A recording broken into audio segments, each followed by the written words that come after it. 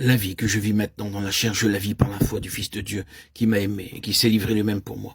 Galates 2:20. Quelle foi!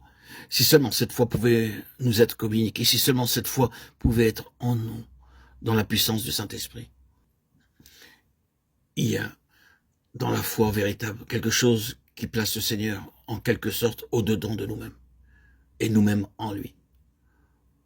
Comprenez-moi bien, je ne parle pas de déité, je parle du Fils de l'homme.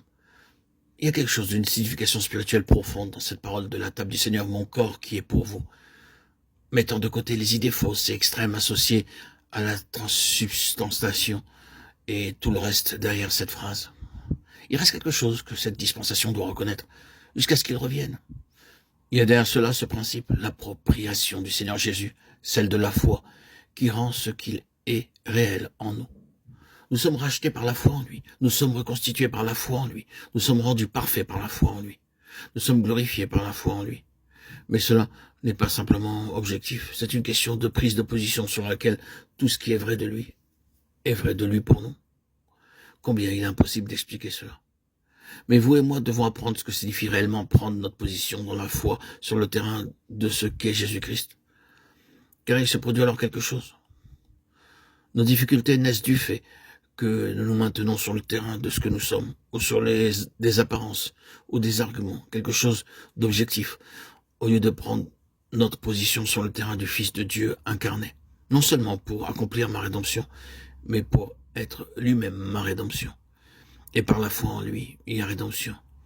Il est venu pour être ma reconstitution, et par la foi en lui, par l'action du Saint-Esprit, quelque chose se produit, et je suis reconstitué. Il est venu pour être ma perfection, et par la foi en lui, le Saint-Esprit se charge de l'œuvre de mon perfectionnement. Il est venu pour être ma glorification, et la foi donne au Saint-Esprit son terrain nécessaire, essentiel, indispensable pour nous amener également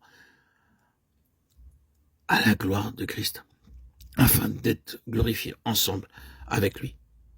À moins de croire et de croire dans le Seigneur Jésus, le Saint-Esprit se tient à l'écart. Vous pouvez peut-être vous tromper vous-même, mais vous ne sauriez tromper le Saint-Esprit. Vous ne pouvez avoir un pied sur un terrain et l'autre sur un autre terrain.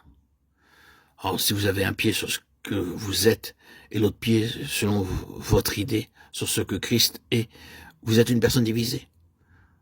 Le Saint-Esprit ne s'engage pas, il se tient en retrait et attend. Il dit, place tes deux pieds sur Christ, et alors, je me mettrai à faire quelque chose. Rappelez-vous, frères et sœurs en Christ, il nous faut prendre position d'un pied ferme dans la foi, sur le terrain de ce qu'est Jésus-Christ. C'est alors qu'il se produit l'œuvre de perfectionnement en nous. Le Saint-Esprit agit avec force et puissance. J'en suis le témoin.